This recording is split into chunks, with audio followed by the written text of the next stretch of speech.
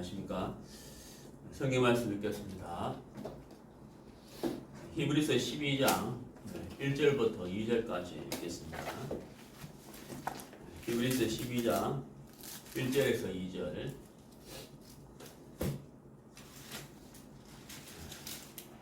이러므로 우리에게 구름같이 둘러싼 허다한 증인들이 있으니 모든 무거운 것과 얽매이기 쉬운 죄를 벗어버리고 인내로서 우리 앞에 당한 경주를 경주하며 믿음의 주요 또 온전케 하시는 이인 예수를 바라보자. 저는 그 앞에 있는 즐거움을 위하여 십자가를 참으사 부끄러움을 개의치 아니하시더니 하나님 보좌 우편에 앉으셨느니라. 2절 말씀까지 읽었습니다. 오늘 설교 주제는 그 믿음의 경주입니다. 믿음의 경주. 경주는 포항 옆에 있는 경주가 아니고 달리기죠, 달리기.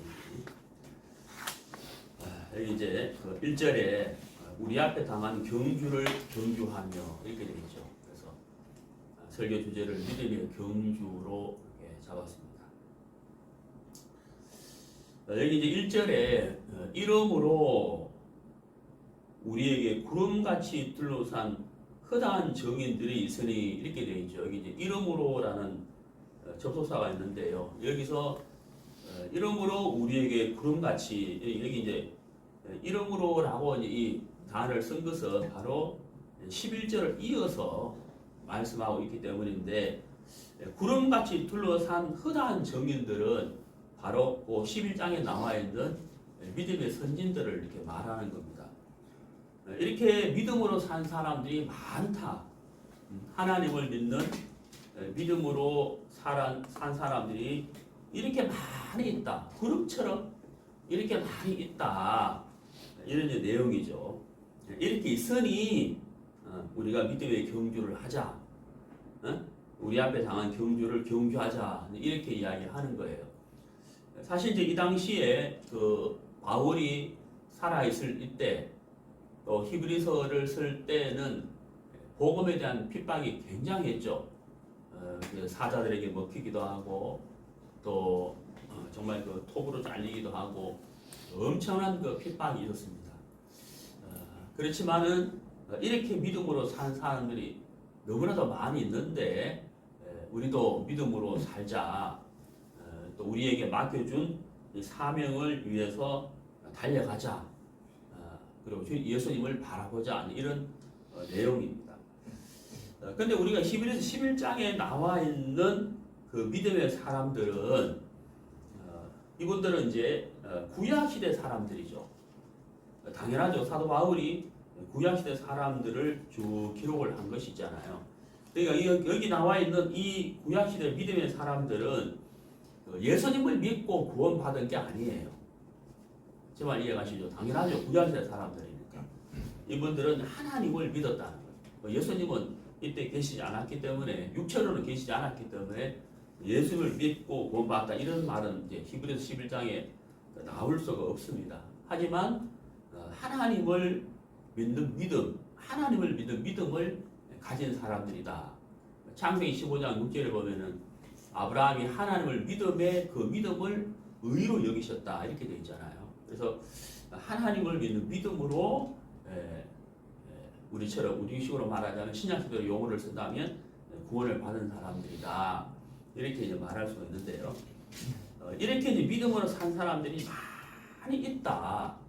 그러니까 우리만 이렇게 어려움을 당하는 게 아니고 우리만 이런 믿음을 가진 게 아니라 이런 믿음을 가진 자들이 많이 있다. 이런 증인들이 많이 있다라는 것을 이야기를 이렇게 하고 있습니다. 이야기를 하고 있으면서 모든 무거운 것과 그 다음에 얽매이기 쉬운 죄를 벗어버리고 그 다음에 나오는 단어가 뭐냐면 인내죠. 인내를 가지고 우리 앞에 당한 경주를 경주하자라고 되어 있습니다. 그러니까 경주를 하는 사람의 자세, 경주를 하는 사람이 갖춰야 할 것을 여기 이제 1절에서 말하고 있죠. 어떤 자세로 경주를 할 것인가? 거기에 대해서 1절을 설명을 하고 이렇게 있습니다. 자, 그런데 이제 우리가 히브리서 11장에서 구약시대 사람들이기 때문에 예수님을 믿고 구원받았다, 거듭났다, 제사받았다 이런 말은 나오지는 않지만 하나님을 믿는 믿음을 가졌다, 믿음을 가진 사람들을 쭉 기록을 이렇게 한 것입니다. 그리고 이제 이 히브리서를 쓸 당시 이 히브리서 편지를 받고 있는 그 그리스도인들이 굉장한 그 핍박 가운데 있었다는 거예요. 어려움과 고통이 굉장히 이제 많았겠죠. 그렇지만 우리가 지금 분명한 이 믿음의 경주를 해야 된다 하는 것을 바울이 지금 이제 히브리서에서 메시지를 전하고 있는 거예요. 그러면 이 11장에서 이런 믿음의 사람들이 있고 또 굉장한 어려움과 핍박과 고통을 당했고 또 이 히브리서를 기록할 당시에도 굉장한 핍박이 있었는데도 불구하고 이 우리 앞에 당하는 경주를 멈추어서는 안 된다라고 이렇게 바울이 강조를 한 이유가 무엇일까 하는 거예요. 그것은 바울이 듣고 깨닫고 믿은, 그래서 구원받게 해준 그 복음이 너무 귀하기 때문에 바울이 이렇게 강조를 하고 있는 것이고, 또 그 복음을 듣고 구원받은 그리스도인들에게도 이 복음이 너무 귀한 것이기 때문에 믿음의 경주를 멈출 수가 없다고 하는 사실인 거죠.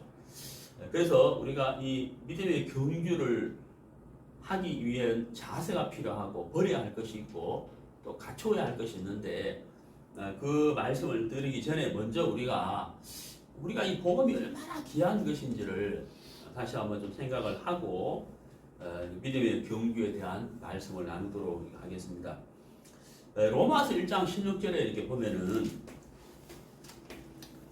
내가 복음을 부끄러워하지 아니하노니 이 복음은 모든 믿는 자에게 구원을 주시는 하나님의 능력이 됨이라. 여기 이제 하나님의 이 능력이라는 말씀이 나오죠. 하나님의 능력. 그러니까 이제 이 하나님은 이 복음을 통해서 하나님의 능력을 나타내신 거예요. 하나님의 능력을 이렇게 나타내셨는데, 자, 우리가 이제 아는 대로 우리 인간은 죄악 가운데 태어났어요. 죄를 지어서 죄인이 아니고 죄악 가운데 태어났기 때문에 죄를 짓는 것이거든요. 그래서 우리 모든 인생은 죄인인 겁니다. 근데 이제 문제가 뭐냐면 우리 인간이 죄악 가운데 태어났고 죄인으로 살아가는데, 죄를 짓고 죄인으로 살아가는데, 우리 인간의 그 어떠한 행위와 열심과 지혜와 지식과 방법으로서는 하나님 앞에 설 수가 없다는 거예요. 그 인간에게서 나오는 어떤 것으로도 하나님 앞에 우리 자신들을 세울 수가 없다는 거예요. 다시 말씀드리면 우리 인간이 가지고 있는 이 죄의 문제를 인간이 해결할 수가 없다는 거예요. 해결할 방법이 없다는 거예요. 그 죄는 반드시 그 값이 있는데 그 인간이 어떤 것으로도 이 죄의 값을 치를 수가 없다는 거예요. 그런데 이 죄의 값을 치르고 죄 문제를 해결을 해야 되는데 그것은 오직 누구만이 할 수가 있느냐 하면 하나님만이 할 수가 있는 거예요. 하나님만이 이 죄 문제를 해결할 수가 있다는 거예요. 그런데 우리 인간은 무엇을 해서도 안 되고 그 인간의 행위로 열심으로 인간에게 난 그 어떤 것도 죄의 문제를 해결할 수 없기 때문에 인간이 무엇을 해야 되는 것이 아니고 하나님만이 할 수 있기 때문에 하나님이 하신 일을 믿음으로 받아들이는 것, 그것이 우리가 할 수 있는 일이라는 거예요. 그래서 우리가 죄를 사함받고 구원받고 거듭나는 것은 오직 믿음으로만 되는 것이지 인간의 행위로 되는 것은 절대 아니다 하는 것을 분명히 아셔야 된다는 거예요. 자, 그래서 하나님만이 이 죄 문제를 해결할 수 있고 죄의 값을 치를 수 있는 분도 하나님밖에 없는 거예요. 그래서 이 죄의 문제를 치르기 위해서, 죄의 값을 치르기 위해서 죄의 문제를 완벽하게, 온전하게, 영원히 해결할 수 있도록 하기 위해서 하나님이 보내신 분이 바로 예수님이에요. 그 아들 예수님이라. 그 예수님이 우리의 죄를 짊으시고 이 죄값을 십자가에서 치르시고 피 흘려 치르시고 3일 뒤에 부활하심으로 우리를 의롭다고 하셨다는 거예요. 자, 그런데 제가 오늘 이제 드리고 싶은 말씀이 뭐냐면 예수님 십자가에 못 박혀 돌아가실 때 하신 말씀 요한복음 19장 30절이에요. 우리가 잘 알죠. 예수님께서 다 이루었다 하시고 돌아가셨다고. 그러니까 예수님이 숨을 거두기 전에 마지막으로 하신 말씀이 뭐냐면 다 이루었다 이거다. 다 이루었다. 이 다 이루었다. 이 단어를 잘 생각해 보면요. 중국어 성경에 보면은 이룰 성자를 썼어요. 이룰 성자. 근데 중국말로 정너라고 해요. 정너. 그러니까 이루었다. 영어 성경에는 뭐라고 되냐면 finish라고 돼요. finish. 네? finish. It is finished. 이렇게. finish란 말이 끝냈다는 말이잖아요. 끝냈다는 뜻이거든요. 자, 여러분, 예수님이 십자가에 못 박혀 돌아가시기 전 마지막으로 하신 말씀이 It is finished 이렇게 됐단 말이에요. 끝냈다. 중국말로 청너, 한자로 이룰 성자, 다 이루었다 이렇게 됐단 말이에요. 자, 여기서요. It is finished. 끝냈다. 끝이란 말이에요. 끝냈다라는 이 단어인데 이걸 한번 우리가 한번 생각해 봐요. 자, 믿음이라는 것은 들음에서 나거든. 들음은 그리스도의 말씀이에요. 하나님의 말씀을 통해서 우리가 믿음을 가질 수가 있는 거예요. 자, 예수님이 하신 말씀이 끝냈다 이렇게 표현했다고 돌아가시기 전에 It is finished 끝냈다라고 말씀하셨잖아요. 여러분 보세요.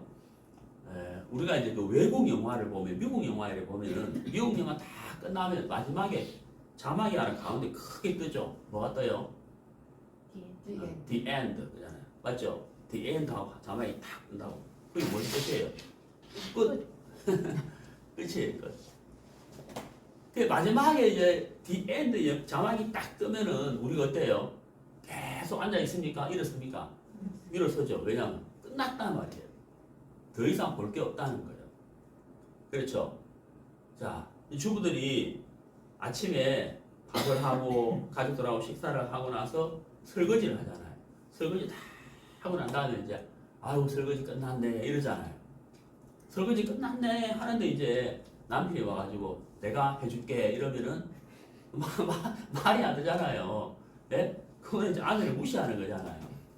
당신 설거지 한 거는 더러워서 안 돼. 내가 다시 해야 돼. 이런 의미가 될 수 있는 거잖아요. 아, 설거지 끝났다 하면 끝난 거예요. 그 말이 무슨 말이에요? 더 이상 할 것이 없다 이 말이에요. 여러분 요한복음 19장 3절에 예수님이 하신 말씀 이 구절 하나만 잘 생각해도 여러분 구원받을 수 있다는 말이에요. It is finished. 네? 끝냈다 이 말이에요. 끝. 네? 한마디로 말하면 끝이에요. 끝 이 말이에요. 무엇이 끝이란 말입니까? 우리의 죄 문제를 해결하는 것이 십자가에서 완벽하게 끝냈다. 끝. 끝냈다는 거예요. 끝. 네? The end. 끝냈다는 거예요. 그러니까 더 이상 우리 죄의 문제를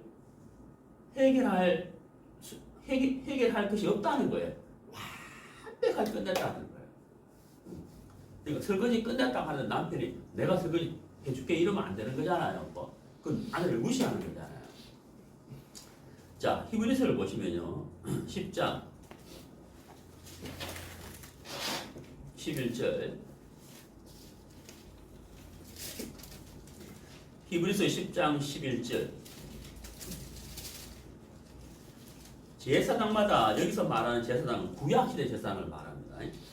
구약시대 제사장들이 매일 서서 섬기며 자주 같은 제사를 드리되 이 제사는 언제든지 죄를 없게 하지 못하거니와 그 예수님 오시기 전에 구약시대 제사장들이 자기의 죄와 백성들의 죄를 위하여 속죄 제사를 계속해서 드렸다는 거예요. 근데 여러분 여기서 여러분 주의 있게 볼 수 있게 뭐냐면 거기 매일 서서라는 단어가 있어요. 여러분 주부가 설거지를 하잖아요. 설거지를 하고 있는 동안에 서 있습니까? 앉아 있습니까? 서 있죠. 서 있다는 것은 무슨 말이에요?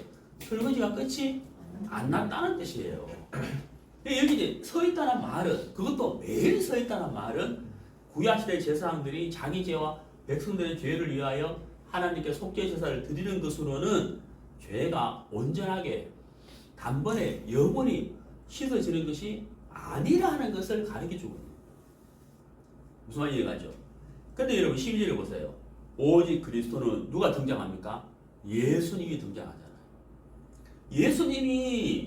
예수님은 어떻게 하셨느냐 이렇게 말씀하고 있잖아요. 예수님은 죄를 위하여 한 영원한 제사를 드리시고 하나님 우편에 앉으사 그 후에 자기 원수들로 자기 발등상이 되게 하실 때까지 기다리시나니 제가 한 제물로 거룩하게 된 자들을 영원히 온전케 하셨느니라. 이게 무슨 말이에요? finish라는 뜻이에요. the end, 끝냈다 이 말이에요. 네? 설거지 다 했다 하고 주부가 다 앉잖아요. 그런 것처럼 예수님이 십자가에서 끝내버린 거예요. 자기를 제물로 드리고 자기의 피로 우리 죄를 영원히 씻어버렸기 때문에 더 이상 우리 죄를 씻어야 할 것이 없다는 거예요. 완벽하게 끝내버린 거거든요. 그래서 예수님은 12절에 끝에 뭐라고 되어 있어요? 앉으사라고 되어 있잖아요. 설거지를 끝낸 주부가 앉잖아요. 네? 앉아서 뭐 커피도 마시고 신문도 보고 이제 앉잖아요. 끝냈기 때문에. 예수님은 끝냈기 때문에 예수님은 앉아 계시다는 거예요. 더 이상 죄를 해결할 것이 없다는 거예요. 자, 이제 복음을 잠깐 우리가 생각이 많은데, 그러면 조금 전에 우리가 로마서 1장 16절에 내가 복음을 부끄러워하지 않으니 이 복음은 모든 믿는 자에게 구원을 주시는 하나님의 능력이라 그랬잖아요. 여러분 이 복음이 얼마나 귀하냐 우리가 사실 말로 다 표현할 수가 없어요. 근데 성경에 나와 있는 복음을 받아들인 다음에 우리가 얼마만큼의 큰 은혜를 입었는지를 성경 여러 곳에 말씀하고 있거든요. 자, 우리가 복음을 믿으면서 하나님의 자녀가 됐잖아요. 하나님의 자녀. 근데 여러분 이 하나님의 자녀가 됐는데 이 하나님의 자녀가 됨으로 인하여 우리가 얻는 것이 너무너무 많거든요. 말로 다 표현할 수 없어요. 그 중에 하나를 한번 찾아봅시다. 로마서 8장.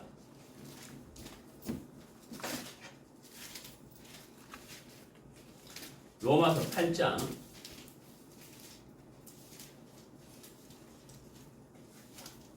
17절. 로마서 8장 17절. 로마서 8장 17절. 자녀이면, 자, 우리가 이제 복음을 깨달았잖아요. 복음을 듣고 구원받아서 자녀가 됐잖아요. 그 다음 보세요. 자녀이면 또한 후사, 곧 하나님의 후사요. 그리스도와 함께한 후사니. 이렇게 돼 있잖아요. 여기 이제 그리스도와 함께한 후사니 이렇게 돼 있단 말이에요. 저는 이제 그 성경을 보다가 제가 보는 성경 개역 한글인데 좀 어렵고 이해가 안 갈 때는 영어 성경을 보거든요. 킹 제임스 버전. 영어 성경은 사실 아무거나 보면 안 돼요. 꼭 킹 제임스 버전을 보셔야 돼요. 킹 제임스 버전을 보는데 여기 좀 아침에 제가 후사를 찾아봤어요. 후사가 뭐냐면 영어 성경이 뭐라 하면 상속자라고 했어요. 상속자인데 제가 오늘 아침에 킹 제임스 버전 보면 굉장히 또 감동과 은혜가 된 게 뭐냐면 그리스도와 함께한 후사가 킹 제임스 버전, 제가 영어가 잘 모르는데 오늘 막 단어 찾아보니까 이게 뭐라고 되어 있냐면요. 예수님과 공동 상속자니 이렇게 되어 있는 거예요. 여러분 기분 좋아요, 안 좋아요? 좋아요. 기분이 엄청 좋아지죠, 그죠? 그리고 굉장히 막 뭔가 말로 표현 못한 뭐가 이런 막 밀려오죠. 감사. 예수님과 뭐라고요?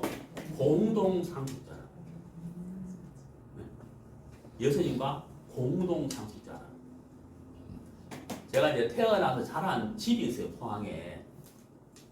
굉장히 낡았어요. 너무 오래된 우리 할아버지 때부터 있던 그 집이 있거든.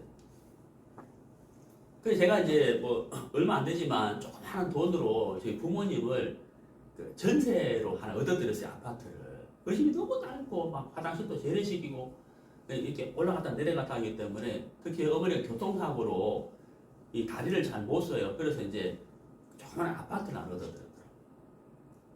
그래서 살고 있는데 그 옛날 집 이걸 처분할 수가 없는 거예요. 차도 들어갈 수 없고 막 아주 비좁고 막 너무 오래되고 낡았거든요. 근데 얼마 전에 이제 어떤 분이 그 집을 사겠다는 거예요. 예. 그래 이제 그 집을 이제 팔았어요. 팔아서 이제 그 명의가 제 아버지로 돼 있으니까 아버지께서 그 돈을 받으셨어요. 근데 그 돈을 저하고 저 여동생한테 5대5로 나누어 주셨거든요. 제가 다 가진 게 아니고 제 여동생이 5, 제가 5 가졌어요. 왜 그랬죠? 공동 상속자. 알아들으셨어요? 그래서 제가 5하고 제 아내가 아니고 제 여동생이 5 했더니 공동 상속자. 야, 그럼 이해가시죠? 여러분 여기 뭐라고 되어 있다고요? 그리스도와 함께한 후산이 이게 뭐예요? 예수님과 공동 상속자다. 야, 여러분 우리가 받아들인 복음이 어마어마한 능력이 있는 거예요. 이 복음 안에 엄청난 축복이 있는 거예요.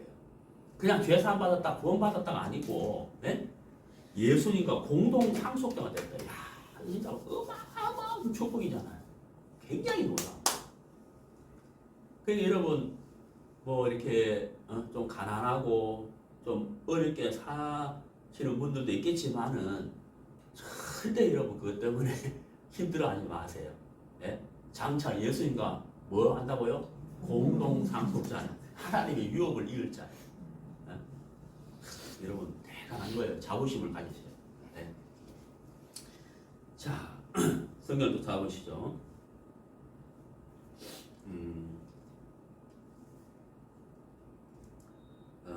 우리가 어디를 찾아보시냐면요. 에베소서를 찾아보겠습니다.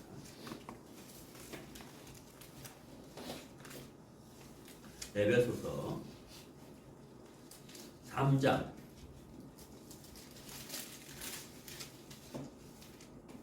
6절. 이는 이방인들이 복음으로 말미암아. 우리가 이방인이잖아요. 이방인들이 복음으로 말미암아. 자, 무엇으로 말미암아? 복음으로 말미암아. 이 복음이 얼마나 귀하냐. 복음으로 말미암아. 이걸 빼버리면 그 다음 안 돼요. 근데 복음으로 말미암아. 우리의 행위나 우리의 열심이나 우리의 그 무엇이 아니라 복음으로 말미암아. 그리스도 예수 안에서 함께 뭐가 되고 후사가 되고 상속자가 되고, 응? 그 다음 함께 뭐가 되고 지체가 되고, 예수님이 우리의 형, 오빠, 응? 하나님 자녀가 됐다는 거예요. 지체가 되고 함께 약속에 참여하는 자가 되리라. 하나님 우리에게 주신 모든 약속에 우리가 참여하는 자가 되리라. 네. 우리가 한 게 뭐가 있죠? 아무것도 없어요. 네. 아무것도 없어요. 종교는 뭐예요? 예, 우리의 행위를 강조하잖아요. 행위를 요구하잖아요. 여러분 신앙은 뭐예요? 믿음을 요구하는 거예요. 다 이루어 놓았으니 뭐 하라는 거예요? 믿음으로 받아들이고 누리라는 얘기예요. 이게 신앙이라고. 종교와는 근본 다른 거예요. 그러니까 여러분 우리가 이 복음을 내가 복음을 부끄러워하는 이 복음이 너무 귀하고 복음 안에 막 큰 능력, 서파워, 다이너마이트 큰 능력과 큰 복이 이 복음 안에 있는 거예요. 그래서 바울은 내가 복음을 부끄러워하지 않는다. 네. 어마어마한 능력과 어마어마한 이 선물이 이 복음 안에 들어있다는 거예요. 자, 로마서 3장을 보시죠. 로마서 3장 23절.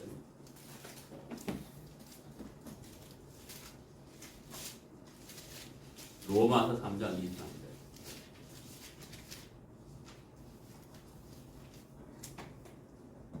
모든 사람이 죄를 범하였으며 하나님의 영광에 이르지 못하더니 그리스도 예수 안에 있는 구속으로 말미암아 하나님의 은혜로 값없이 의롭다 하심을 얻은 자 되었느니라.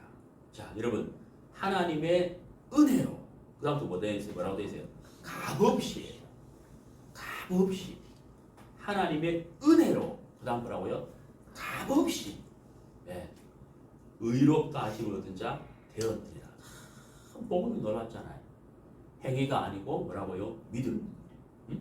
믿음으로 복음으로 말미암아 우리가 상속자가 되고 지체가 되고 약속에 참여하는 자가 되고 그 다음에 의롭다 하심을 얻은 자가 되었다. 정말 이 복음이 놀랍잖아요. 네? 앞으로 또 한 가지 놀라운 게 뭐예요? 우리가 부활에 참여하는 자가 되고 그리고 장차 우리가 가게 될 새하늘과 새 땅을 우리가 선물로 받고 우리가 그 나라에서 영원히 주와 더불어 살게 된다는 소망. 네. 이게 또 복음 때문에 우리가 소망을 갖게 된 것이죠. 네. 자, 정말 이렇게 복음이 너무 놀라운데 이 복음 이야기를 다 하면 오늘 본문 이야기 할 수 없으니까 이 정도만 하고요. 자, 이렇게 이제 복음이 귀한 거예요.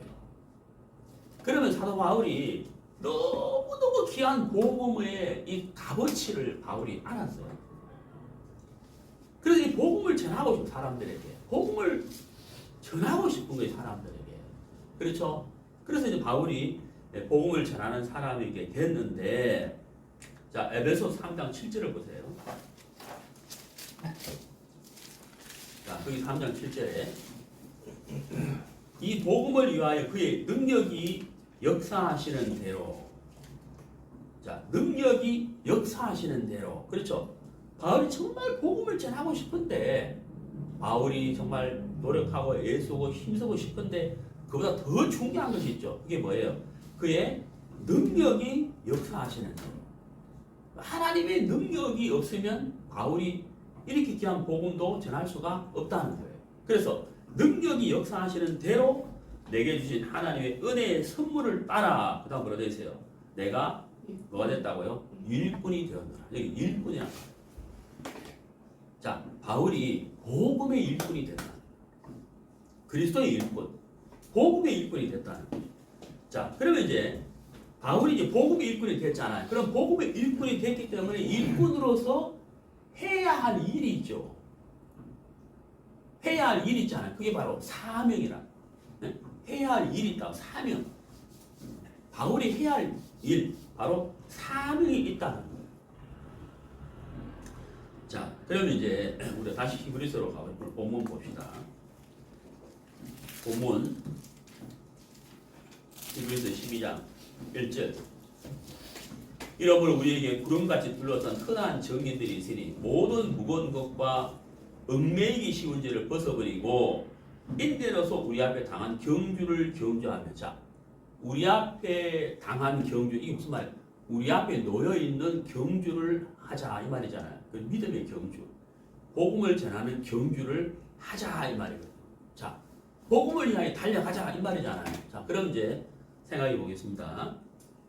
자, 우리가 믿음의 경주를 하기 위해서는 첫 번째 목표가 분명해야 돼요.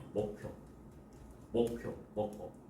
내가 달려가야 할 목표점이 어디냐? 이 목표가 정확해야 된다는 거예요.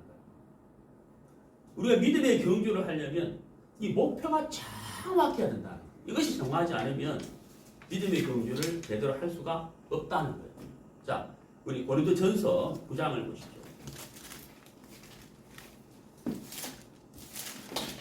고린도전서 9장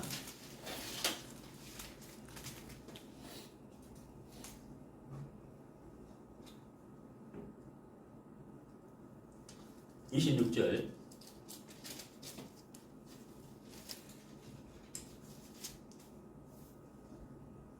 그러므로 내가 다름질 하기를, 자, 여기 다름질, 경주.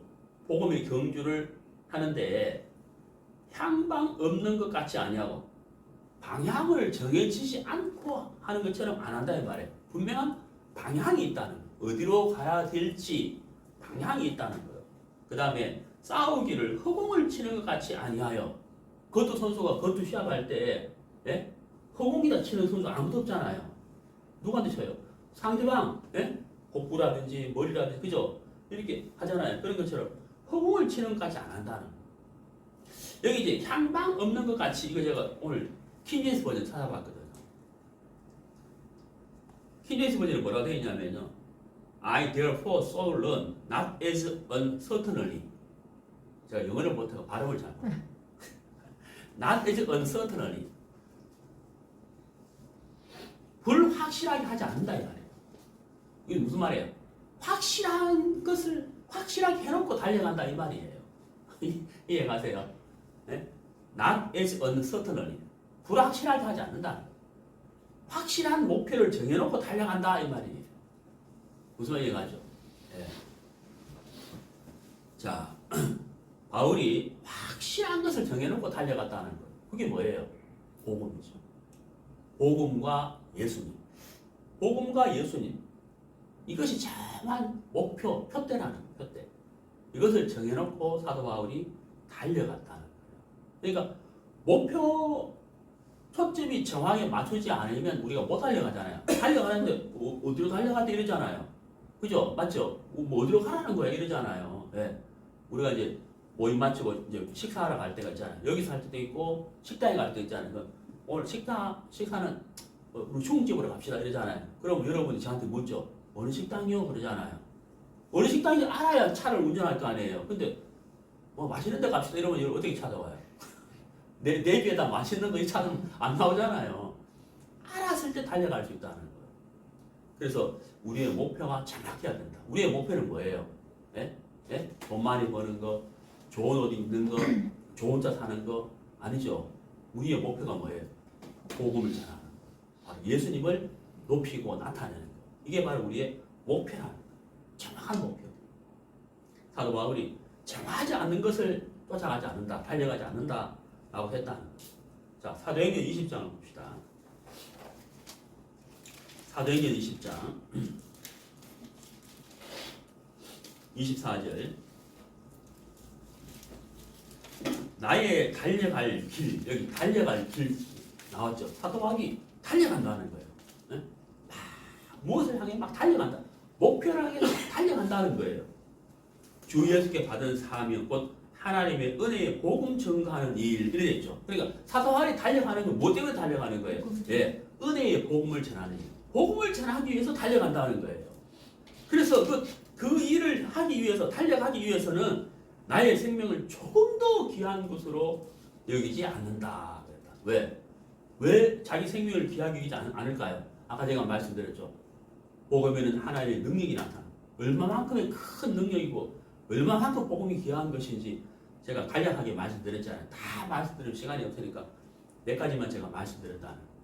우리가 그리스도와 함께 상속자가 됐다. 이거 하나만 해도 뭐 엄청난 것이잖아요. 함께 지체가 되고 함께 후사가 되고 함께 약속에 참여하는 자가 되고 부활에 참여하는 자가 되고 새하늘과 새 땅을 유업으로 이을 자가 됐다. 이거 뭐 엄청난 것이잖아요. 그래서 사도 바울은 그것이 목표이기 때문에 복음이 귀한 것이기 때문에 사도 바울이 자기의 달려갈 길이 무엇인지를 정확하게 알고 있었고 달려갔다. 그래서 자기 생명도 아끼지 않았다 라고 했다는 거. 자, 디모데후서 4장 7절. 디모데후서 4장 7절. 내가 선한 싸움을 싸우고 네, 싸움이라고 표현했죠. 그 다음 뭐예요? 나의 달려갈 길을 마치고 네, 달려갈 길. 사도 바울이 이제 자기의 죽음이 가까웠음을 알았어요. 네, 순교 있잖아요. 자기의 죽음이 가까웠음을 알았기 때문에 이 지금 적은 거예요. 내가 선한 싸움을 싸우고 나의 달려갈 길을 마치고 믿음을 지켰다. 이렇게 이제 표현하고 있잖아요. 마치 꼭 유언장 같잖아요. 유언 같잖아요. 자, 선한 싸움, 복음을 위해 싸우는 싸움, 선한 싸움, 달려갈 길, 복음을 위해서 달려가는 거죠. 우리가 믿음의 경주, 우리가 무엇을 향하여 우리가 달려가느냐, 네. 무엇을 향해서 달려가고 우리가 그 무엇을 향해서 우리가 우리 자신을 희생해야 되느냐, 바로 복음이다 하는 거예요. 자, 그러면 이제 두 번째, 우리가 달려가야 할 목표를 우리가 정확히 알았죠. 그다음 두 번째, 우리가 이제 달려가야 되는데 우리가 목표를 향해서 달려가려면 우리가 갖추어야 할 것이 있고 버려야 할 것이 있어요. 자, 여기 히브리서 12장 1절에 모든 무거운 것과 이렇게 되죠. 예. 모든 무거운 것을 내려놔야 된다. 예. 그 다음 뭐예요? 죄를 벗어버리고 이렇게 된다. 자, 모든 무거운 것과 죄를 내려놓고 그랬다는. 자, 여러분, 무거운 것을 가지고 달려가면 제대로 달려갈 수가 없죠. 네, 그렇잖아요. 저도 이제 수영을 이제 하는데 수영장에 들어갈 때 남자든 여자든 간에 수영복을 입죠. 거기 양복 입고 수영하는 사람 아무도 없어요. 수영복 어때요? 최대한 몸에 딱 달라붙잖아요. 공기 저항을 줄이기, 저항을 줄이기. 여러분 자동차를 설계하죠. 자동차 이렇게 새 자동차 한번 나오려면은 보통 한 4년에서 5년 걸리거든. 4년 동안 계속 연구하는 거예요. 디자인 설계하고 직접 만들어 보고 막 하면 그러면서 이제 자동차 승용차를 만들 때 설계하는 사람들이 공기 저항 계수라는 게 있어요. 공기 저항 계수가 뭐냐면 자동차가 달려갈 때 공기 저항을 얼마만큼 적게 받느냐. 그게 공기 저항 계수라 그래요. 저 말 이해가세요? 그 승용차 어때요? 대부분 승용차 모양이 이렇게 돼 있잖아요. 이렇게 안 돼 있죠. 네? 이렇게 돼 있으면 공기 저항을 엄청 많이 받잖아요. 그러면 차가 달릴 때 기름도 많이 먹고 속도도 안 난단 말이에요. 이 공기 저항을 최대한 안 받도록 이렇게 하잖아요. 승용차는. 그 공기 저항 계수라. 공기 저항 계수가 제일 낮은 자동차가 일본 토요타예요. 네. 제일 저항을 적게 만들어요. 네. 내가 토요타 광고하는 건 아닌데 무슨 말인지 이해가죠? 네. 우리가 이제 복음에 달려가는데 저항을 받는단 말이에요. 저항을 받으면 어떻게 되겠어요? 달려가기가 힘들어지는 거예요. 지쳐버린다. 주저앉아 버리고 어떤 사람은 뒤로 물러가 버려요. 우리가 뒤로 물러가 침례를 빨자가 아니오라고 했는데 뒤로 물러가 침례를 빠진 사람들도 있다는 거예요. 제가 수영을 배우는데 자세를 막 가르쳐 주거든요. 그리고 배워도 실제로 물속에 들어가면 그대로 안 되잖아요. 그럼 선생님이 따라오면서 막 제 머리 잡고 막 어깨 손잡고 막 계속 고쳐주거든. 예. 그 선생님이 하는 말씀이 이렇게 해야 물의 저항을 적게 받고 힘 안 들이고 오래 할 수 있습니다. 이거 기가 딱 떨어졌거든요. 그것도 저항이라고. 그리고 우리가 신앙을 하면서 복음을 향해 달려가는데 우리에게 분명히 저항이 있다는 거예요. 저항. 공기 저항 개수처럼 수영할 때 저항처럼 물의 저항처럼 저항이 있다는 거예요. 제가 수영을 잘 못하는데 듣고 배운 게 있어가지고 어제 수영장에 이제 갔거든요. 근데 어떤 분이 수영하는데 보이는 거예요. 저 사람 참 힘들겠다. 그 25m 하는데 이걸 다 못 하가 중간에 서더라고 힘들어가지고. 저보다 나이가 많은 건데 어르신 그게 아니고요 라고 설명 드리려 하다가 안 해줬어요. 가만히 있었는데 그분이 이제 팔을 저을 때 물 위로 안 나오고 물하고 같이 이렇게 물을 끌면서 오는 거예요. 저항이 얼마나 세겠어요. 그래 중간에 서버린다. 힘들어가지고. 제가 이해가죠. 신앙도 마찬가지다. 모든 무거운 것과 죄를 내려놓고 그랬잖아요. 그럼 여기서 도대체 무거운 게 뭐냐 이 말이에요. 한번 생각해봐요. 제가 구원받고 신앙을 하면서 제가 나름대로 경험한 바로는 이 무거운 것이 뭐냐면 몇몇 가지가 있는데 그 중에 하나가 뭐냐면요. 육신을 믿는 거예요. 뭘 믿는 거라고요? 육신을 믿는 거예요. 자, 로마서 8장.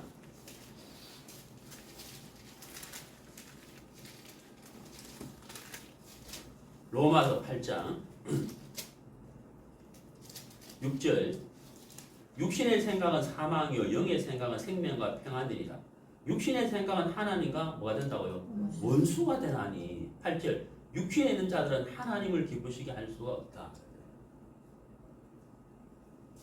그 밑에 읽어보면 우리 안에 성령이 계시면 우리는 그리스도의 사람이라고 되어 있어요. 그렇지만 우리가 신앙생활을 하면서 말씀을 받아들이고 말씀을 의지하고 말씀을 묵상하는 삶이 아니고 육신의 소욕과 육신의 생각 속에 빠져서 자기의 것을 주장하게 된다면 그것은 바로 뭐가 될까요? 무거워져 버려요. 네. 무거워지기 시작하는 거예요. 그래서 못 달려가요. 힘이 없어. 네? 달려갈 수가 없는 거예요. 힘이 없다는 거예요. 네. 무슨 말인지 이해하죠? 네. 그래서 이 무거운 것 중에 제가 첫 번째 말씀드리고 싶은 게 바로 뭐냐면 육신을 신뢰하는 것. 두 번째 말씀드리고 싶은 게 뭐냐? 세상을 사랑하는 거예요. 세상을 사랑하게 되면 무거워져 버려요. 달려갈 수가 없는 거예요. 왜? 세상이 그 사람을 잡아당기는 거예요. 발목을 딱 잡아버려요. 육신의 생각과 육신의 욕망과 육신을 사랑하는 것과 세상을 사랑하면 그것들이 우리의 발목을 잡아버려요. 그러니까 달려갈 수가 없는 거예요. 달려가려면 안 돼요. 안 달려가요. 발목이 잡혀 있으니까 못 달려가는 거예요. 굉장히 힘들다는 거예요. 우선해가지고 굉장히 힘들다는 거예요.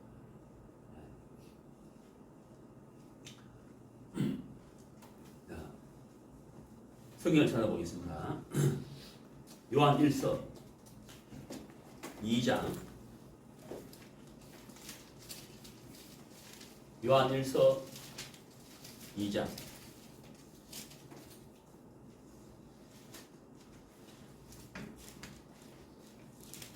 16절 이는 세상에 있는 15절 이 세상이나 세상에 있는 것들을 사랑치 말라.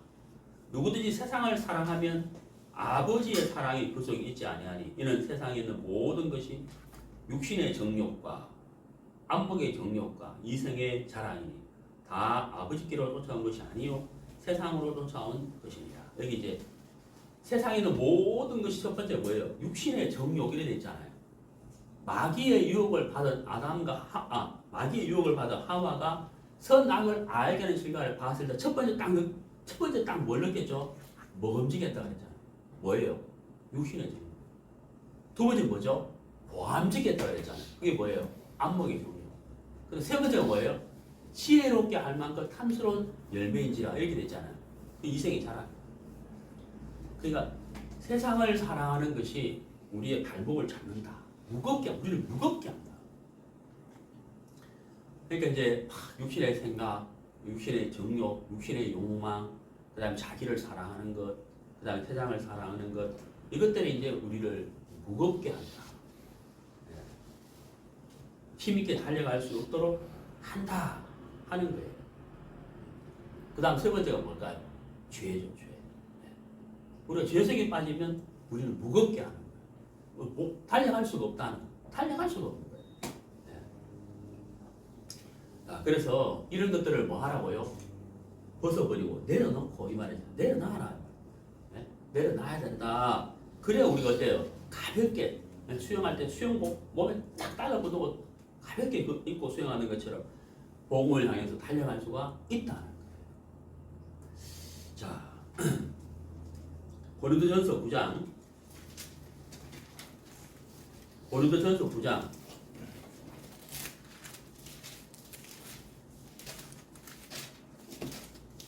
고린도전서 9장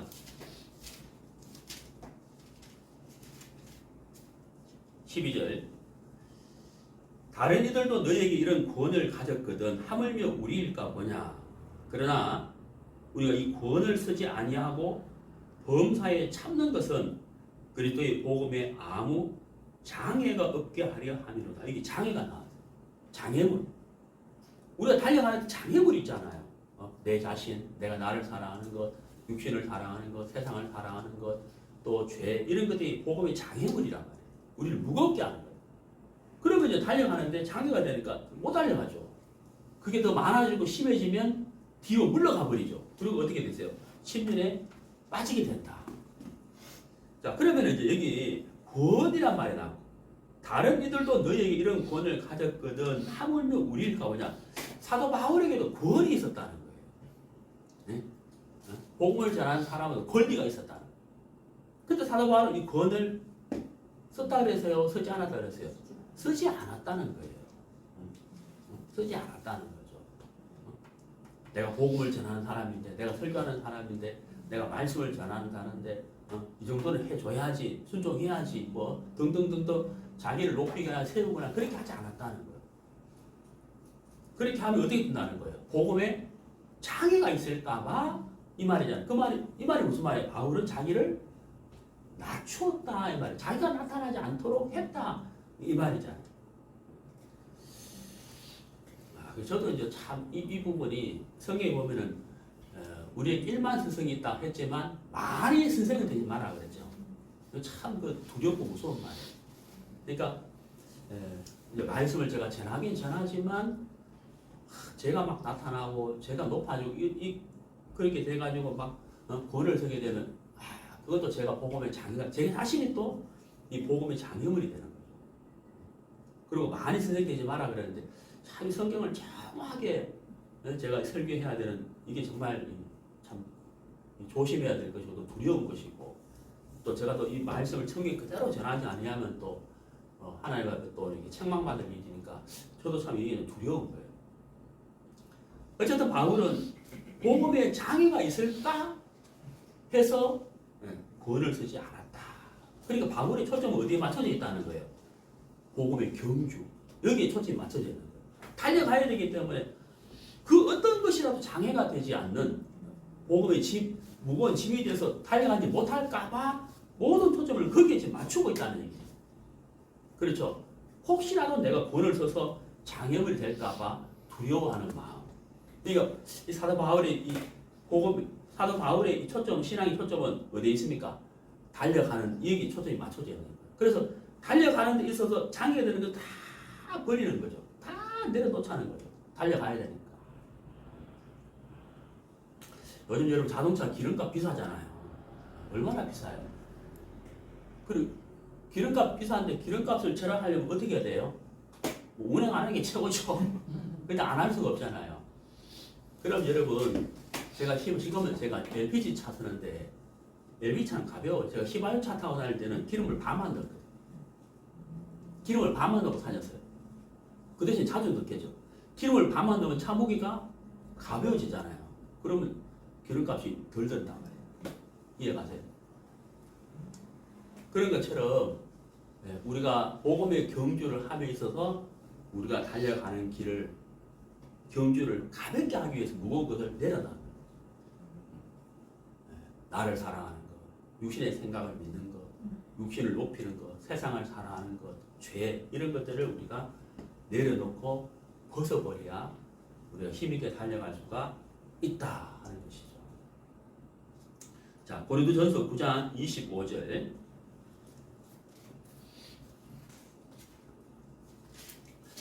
고린도전서 9장 25절. 이기기를 다투는 자마다 24절부터 보겠습니다. 운동장에서 다름질하는 자들이 다 달아날지라도 달려갈지라도 오직 상 얻는 자는 하나님인 줄 너희가 알지 못하느냐. 너희 옷도록 이와 같이 다름질하라. 달려가라. 이기기를 다투는 자마다 모든 일에 어떤 단어 나왔어요? 예, 절제란 말이에요. 이게 뭐예요? 무거운 것을 내려놓는 거죠. 예, 무거운 것을 내려놓는 거죠. 우리가 자주 이야기합니다만 창세기 13장에 아브라함과 롯 보면 아브라함과 롯이 헤어지는 장면이 나오잖아요. 그 롯이 왜 헤어지죠? 요단들을 바라보매 이런 요단들 물이 넉넉한 목축을 하니 너무 조건의 땅을 딱 봤단 말이에요. 그때 롯이 어때요? 하나님이 아브라함에게 주신 약속은 온땡한데 없어져 버리죠. 네. 하나님에 대한 신앙 믿음도 온땡한데 없어지고 뭐만 그거 보였어요? 요단들만 크게 보여. 야, 내가 저기 가면 잘 살 수 있겠다. 난 거기 생각에 푹 빠져버리잖아요. 그렇죠? 그러니까 달려갈 수가 없었다는 거예요. 달려가는 게 아니고 오히려 뒤로 물러가 버려요.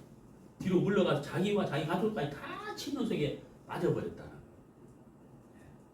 그래서 우리가 절제, 내가 보기가 좋다고 해서 따라가야 되는 것도 아니다. 우리가 생각을 먼저 해야 될 게 뭐예요? 달려가는 데 있어서 장애가 되느냐 안 되느냐. 그걸 먼저 생각해야 돼요. 네, 그 다음에 고린도전서 9장 27절. 내가 내 몸을 쳐 복종하게 함은 이렇게 되어 있죠. 네? 내가 내 몸을 쳐 복종하게 함은 이게 뭐예요? 이게 절제잖아요. 내 육이 원한다고 해서 다 들어주는 게 아니다 이 말이죠. 자기를 다스리고 꺾었다. 절제했다. 자기 육신을 쳤다. 네? 억눌렸다 이 말이잖아요. 그러니까 육이 원하는 것보다 성령이 원하는 대로 살았다 이 말이죠.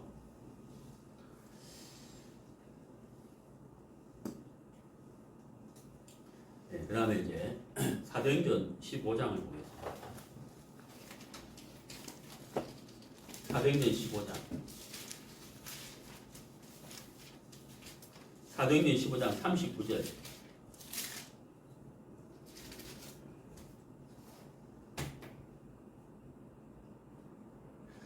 서로 심히 다투어 피차 갈랐으니 바나바는 마가를 데리고 배 타고 구브로로 가고 바울은 신라를 택한 후에 이렇게 나오는, 여기 보면 바울과 바나바가 심히 다투어라고 돼 있어요. 심히 다투어. 심히 다투니까 어떻게 되죠? 갈라서 버리잖아요. 네. 자, 우리가 이제 참 조심하고 두려워해야 될 것이 바로 뭐냐? 네. 다툼이라는 거예요. 다툼. 우리 형제 자매들은 서로가 어떤 대상이에요? 사랑의 대상이지 다툼의 대상은 아니죠. 그렇지만 우리가 육을 입고 있기 때문에 다툴 수도 있는 거예요. 근데 다투게 되면 어떻게 돼요? 예, 마귀만 좋아하는 거죠. 피자 하나 섞어요. 그러면 서로가 어때요? 예, 못 달려가는 거예요. 자, 우리는 어떤 사이냐? 사랑의 대상이고 또 하나는요, 여러분 로마서 1장을 보세요. 로마서 1장.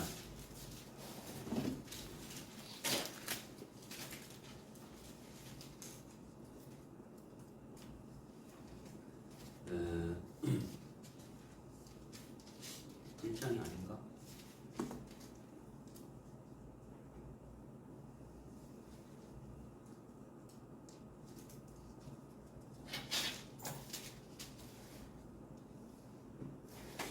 예, 1장 11절. 내가 너희 보기를 심히 원하는 것은 무슨 신령한 은사를 너희에게 나누어 주어 너희를 경고케 하려 함이니 이는 곧 내가 너희 가운데서 너희와 나의 믿음을 인하여 피차 안위함을 얻으려 함이라. 여기 이제 11절에 사도 바울이 로마에 있는 사람들 너무 보고 싶다는 거예요. 로마 형제자매들. 그래서 신령한 것을 좀 나누어 주고 싶은 거예요. 그래서 그들의 신앙을 견고하게 하고 싶었다는 거예요. 그러면서 12절에 너희와 나의 믿음을 인하여 피차 안위함을 얻으려 함이니 이렇게 돼 있잖아요. 여기 이제 너희와 나의 믿음을 인하여 이렇게 돼 있잖아요. 제가 이제 오늘 아침 영어 성경을 찾아봤거든요. 이거 뭐라고 돼 있는가 찾아보니까 이런 저를 보세요. 뭐라고 돼 있냐면요. 공동 믿음이라고 돼요. 공동 믿음. 재밌죠? 공동 믿음.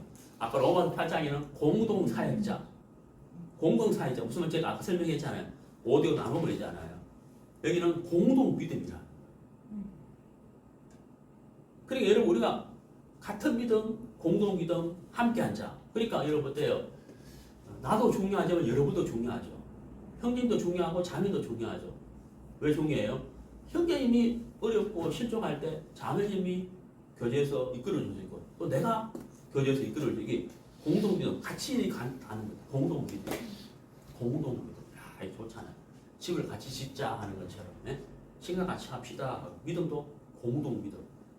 같이 믿음과 믿음이 어울려서 신앙이 자라가고 달려가는 거예요. 그래서 우리가 이제 달려가야 되는데 무거운 것과 얽매이기 쉬운 죄를 벗어버리고 우리를 무겁게 하는 게 뭔지를 제가 설명드렸잖아요. 마지막으로 제가 드린 게 뭐냐면 우리가 조심해야 될 것이죠. 우리가 달려가기 위해서 조심해야 되고 버려야 할 것이 바로 뭐냐? 다툼이라는 거죠. 우리는 다툼의 대상이 아니라 사랑의 대상이에요. 예수님께서 우리에게 주신 계명 뭐예요? 서로 사랑하라. 내가 너희를 사랑한 것 같이 서로 사랑하라. 우리 사랑의 대상이에요. 사랑을 나누어야 할 대상이지 다툼을 나눌 대상은 아니라 하는 거죠. 우리가 만약에 서로 마음이 다르고 그것 때문에 다툼이 생긴다면 우리는 달려가는 것이 아니라 그냥 주저앉아 버리는 그 자리에서. 그러면 우리의 달려가는 것은 끝이다. 달려갈 수가 없다는 것. 그건 정말 우리를 무겁게 하는 거예요. 뒤로 물러가 침륜에 빠지게 하는 것이다 하는 거죠. 이게 이제 물론 이제 바울과 바나바는 각자의 길을 갔습니다. 갔지만은 함께 했다면 얼마나 좋았겠냐. 1차 전도에도 같이 했고 그렇잖아. 2차 전도에도 같이 했는데 3차 전도에 같이 못 하잖아요. 왜? 갈라서 버리잖아요. 그러니까 같이 했으면 얼마나 더 좋았을까. 더 큰 복음의 역사가 있었을 것이다라고 이제 생각해 볼 수가 있는데, 자 아무튼 이제 우리가 이런 말씀들을 교훈을 삼아서 우리가 이제 달려가야 되는데, 우리가 정말 일절의 말씀처럼 구름까지 둘러서 흔한 정의들이 생겨나는 거죠. 우리는 예수님이 십자가 2000년 전에 못 박혀 돌아가시고 부활하신 것을 우리가 봤잖아요. 말씀을 통해서. 그리고 2000년 동안 정말 이 복음의 큰 역사, 이 복음이 얼마나 정확하고 분명한 일을 우리가 알았다는 거예요. 그래서 우리가 이렇게 분명한 이 복음의 말씀을 갖고 있기 때문에 우리가 마지막, 저는 우리가 복음의 마지막 주자라고 생각을 해요. 예, 복음의 마지막 주자라고 생각하는데, 예수님께 언제 오실지는 모르겠지만 아마도 우리가 복음의 마지막 주자가 아닌가라고 생각을 합니다. 그래서 우리가 마지막 주자로서 우리가 더 힘있게 달려가기 위해서 오늘 이런 말씀을 다시 한번 이렇게 나눠봤는데요. 오늘 말씀들을 우리가 마음에 잘 새겨서 나에게 무거운 것과 얽매기 쉬운 죄는 과연 무엇인가를 생각해보고 내려놓고 우리가 모두가 복음을 향해서 달려갈 수 있게 되기를 바랍니다. 네, 감사합니다.